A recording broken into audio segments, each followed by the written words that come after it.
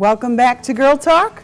We've got an exciting segment. We've got Kahlal with Madison Geeks. How are you? I'm doing well, thank you. Thank you. We always find so much good information because we all have computers, we all have smartphones. So we're going to be going over technology tips and tricks. And can you just refresh us real quick on Madison Geeks? What do you do? Of course. Well, we are a technology solutions provider. We bring solutions to both residential and small businesses. This is everything from wireless support, virus support, new custom-built computers. Small businesses also have sometimes 5 to 20 machines that they need support on. Instead of having an internal IT guy, we're able to provide, that IT service for them. Wonderful. You do it all.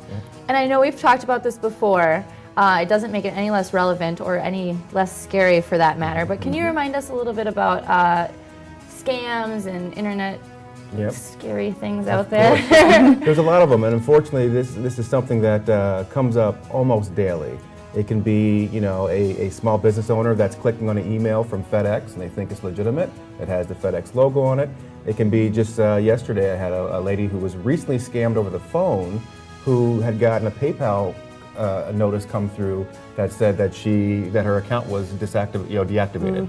And she uses that heavily. So she proceeded to go through it. She called the 1-800 number. She gave them everything but her social security. That's when she kind of clicked like, wait, why do they need this information? So it's dangerous, and these are these are coming in from around the world. So you're feeding your information too. So you mentioned that FedEx email. If it's got their logo on it, what does it want you to click on that you should maybe be apprehensive about? Like, why do I have to take this extra step? Exactly. Anything can try to fraud you into thinking it's that website or that company. So the trick that I've been telling my users is to, instead of going through the links in the email, if it's a message from FedEx or your bank or credit card, just go to the website. Say, okay, I see that they notified me, but just go to their website. Go to your account. And go to your account, and if there's a message there, you'll see that. If you have any questions, you can give them a call. You interact with those links, who knows where thhere they're redirecting, and that's where most people get themselves in trouble. I've been getting IRS ones lately. Right, the tax true. And they're going to get you where they assume, they're going to throw it out there to 100%, and all they need is 10% of people actually going through it, and they scam. It's tough when those names look legit. You see American Express and UPS and FedEx, and it's not just emails too. There's telephone calls from Microsoft and things like that. So what can small businesses do to be a little more savvy about these things? Well, I mean, the biggest thing is to be able to get a hold of a geek and just ask questions. Of course, we're available for that. But the biggest issue is going to be making sure everybody in the company is aware.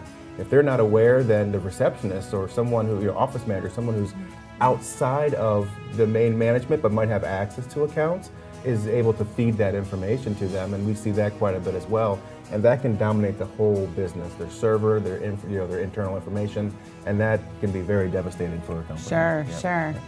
So you had spoke last time about training your battery. Can you refresh me on that? Yeah, real quick. Training your battery is, there's a concept of draining your battery all the way and bringing it back up again, and that was for the older batteries. They're nickel batteries, nickel-based batteries.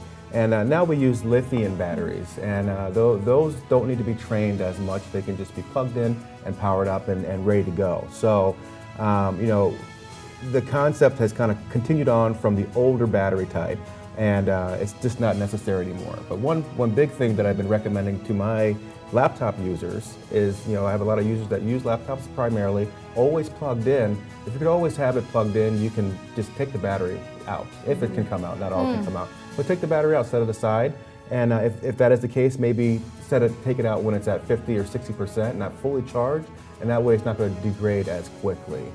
So just a couple tricks on that. With regard to the phones, our smartphones and the batteries, I think I've heard something where it says do shallow discharges but full charges. Is that right? Right. Yeah, shallow discharges. It doesn't. I mean, again, those are still kind of based off the nickel-based batteries. What's a shallow discharge? So it's not letting it go all the way up to zero. Okay. So you can kind of drop it down to 15, 10%. Okay. Or maybe not get it that low. But with the lithium batteries, which are the new ones, you can just let it, you could be charge anywhere? whenever you want to charge it.